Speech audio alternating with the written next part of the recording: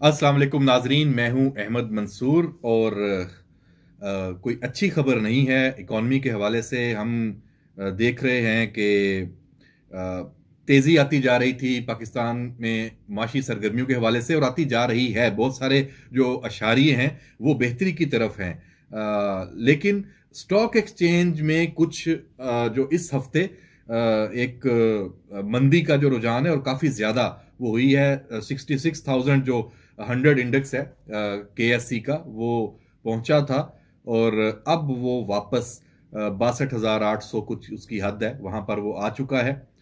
एक दिन में 2300 से ज्यादा जो पॉइंट्स हैं उनकी कमी देखने में आई है। जो स्टॉक एक्सचेंज को जानने वाले लोग हैं वो समझते हैं कि ये इतनी कोई बड़ी सरप्राइज बात नहीं है। ये होता है जब एक बहुत गैर मामूली जब सरगर्मी हो और बहुत ज्यादा जो इस तरह जैसे पिछले दिनों में जो KSE 100 इंडेक्स है वो 66,000 पॉइंट तक चला गया और उसमें इजाफा गैर मामूली देखने में आया, तो एक कमी होनी थी। सरमायाकार जो कुछ सट्टा खेलने वाले जो अनासर होते हैं वो इसमें ऐसे मौके पे बड़ा फायदा उठाते हैं, तो वो वही शायद एक इसका है। उमूमी तौर पे यही समझा जा रहा है कि स्टॉक एक्सचेंज चूंकि पाकिस्तान की इकॉनमी बेहतरी की तरफ गामजन है, तो ये दोबारा ये जो हुआ कमी हुई है ये आर्जी है और ये वापस अपनी जगह पे जहां पे इसने पोजीशन ली है वहां तक जाएगा। लेकिन वीलॉग करने का मकसद ये है कि इसको सियासी मामलात से जोड़ा जा रहा है और कुछ ऐसी शख्सियात जोड़ रही हैं जिनको हम नजरअंदाज नहीं कर सकते। गो उनके जो ऐसे उनकी सोच है या उनका तज्जिया है उस पर सवाल मौजूद हैं, लेकिन बहरहाल कोई ना कोई वजह तो फिर जरूर होती है अगर ऐसी बातें की जाती हैं। जैसे इस कमी को लिंक किया गया है और लिंक किया जा रहा है, और अगर हम इसको देखें दादोशुमार को, तो वाकई हैरान कुन मुमासलत है। कहा यह जा रहा है कि जब से इलेक्शन शेड्यूल अनाउंस हुआ है, जो सरमायाकार हैं उनका एतमाद जो बहाल होना शुरू हुआ था इस मुल्क की सियासी और अस्करी क़यादत, निगरान हुकूमत और फौज की जो लीडरशिप है उनके इकदाम की वजह से वो जो एतमाद बहाल हुआ था, और एक बहुत ही हम ज्यादा तेजी हर जो इकोनॉमी के पैरामीटर्स हैं उनमें हम देख रहे थे। इलेक्शन शेड्यूल जैसे ही अनाउंस हुआ,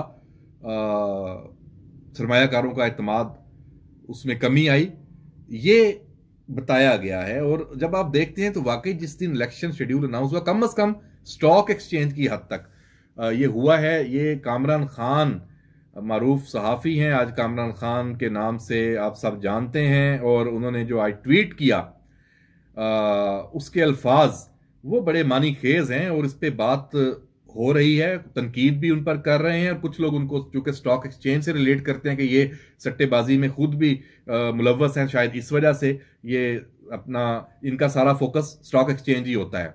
तो उन्होंने ये कहा कि इलेक्शन के मतवालों को मुबारक हो, सुप्रीम कोर्ट को मुबारक हो, जिस दिन से इलेक्शन 8 फरवरी को पत्थर पर लकीर साबित करने के सुप्रीम कोर्ट इकदामात सामने आए, PSX इंडेक्स की तो जान निकल गई। पाकिस्तान स्टॉक एक्सचेंज की जुमे को सुप्रीम कोर्ट की कार्रवाइयां हुई, पीर को इंडेक्स 950 पॉइंट्स नीचे आया। आज अब तक 1690 पॉइंट्स गिर चुकी है। जब ये ट्वीट किया था तो 1690 थे, दिन का जब इख्तिताम हुआ तो वो 2300 से भी ज्यादा मार्केट गिर चुकी थी। इलेक्शन ऐलान के बाद 2 दिन में तकरीबन 2600 पॉइंट, वो अब 3000 से ऊपर बात जा चुकी है। 2600 पॉइंट की गिरावट खुदा के लिए गौर करें। ना अवाम को, ना मईशत को, ना कारोबार को यक तरफा इलेक्शन झुरलू वगैरह में कोई दिलचस्पी। अवाम थर थर कांप रहे हैं। PDM वाली नून लीगी हुकूमत वापस आ रही है। तो यहां पे आके कुछ पता चला कि साहब कहना क्या चाहते हैं। टारगेट PDM को और इलेक्शन को कर रहे हैं। तो स्टॉक एक्सचेंज इलेक्शन के शेड्यूल अनाउंस होने से, 8 फरवरी को इलेक्शन होने से क्यों गिरेगी? अदम इस्तेहकाम इकोनॉमी में क्यों आएगा? ये अजीबोगरीब मंतक है जो सामने आई है।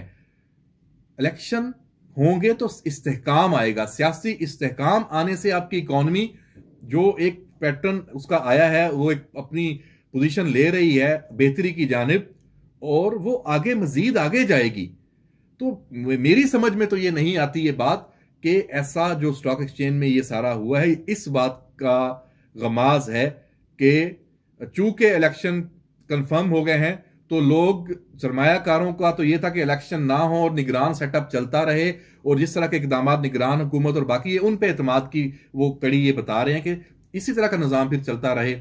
अब ये सवाल आपके लिए छोड़े जा रहा हूं कि क्या ऐसा है, वाकई आप समझते हैं? मैं तो, मेरी दानिश में तो इस बात की मंतक नहीं बनती, लेकिन बहरहाल इग्नोर इसलिए नहीं कर सकते कि इन्होंने जो अदाद-ओ-शुमार अपने इस ट्वीट में और दिए हैं, और हम खुद भी देख सकते हैं, वो वाकई एक आप कह सकते हैं कि इत्तफाकिया तौर पे है कि इलेक्शन शेड्यूल के लिए सुप्रीम कोर्ट ने जब तमाम रास्ते बंद कर दिए इलेक्शन के इल्तवा के, जो पहले कुछ बातें भी चल रही थी, कुछ मामलात भी थे, तो ये हुआ है स्टॉक एक्सचेंज में, पाकिस्तान स्टॉक एक्सचेंज में।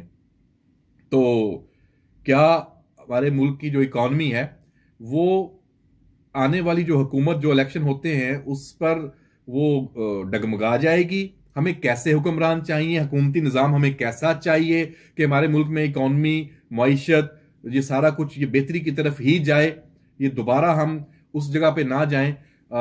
सवाल इसमें यह भी बनता है कि 16 माह पीडीएम की हुकूमत रही थी तो कुछ गड़बड़ हुई थी, और उससे पहले जो पीटीआई ने कुछ किया है उसके समरात हम भुगत रहे हैं। वो सारा ये सारा एक नेक्सस है।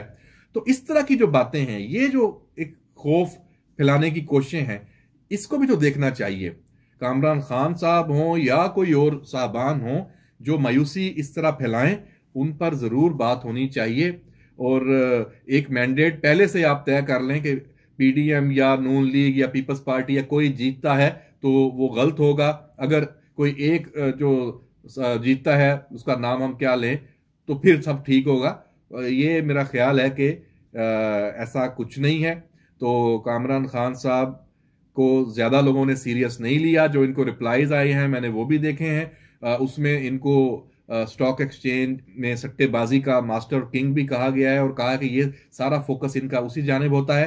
तो बहरहाल नाजरीन, घबराने की कोई बात नहीं है। ऐसी चीजें आएंगी।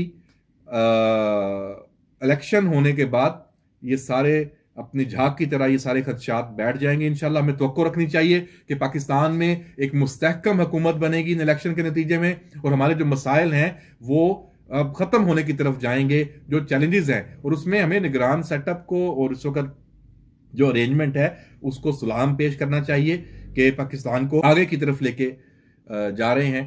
तो बहरहाल जी, इजाजत दीजिए, ये तमाम चीजें हैं, इन पर नजर रखेंगे, और इलेक्शन में बहुत सारी सरगर्मियां शुरू हो चुकी हैं, उस पर भी हम बात करेंगे। अल्लाह हाफिज।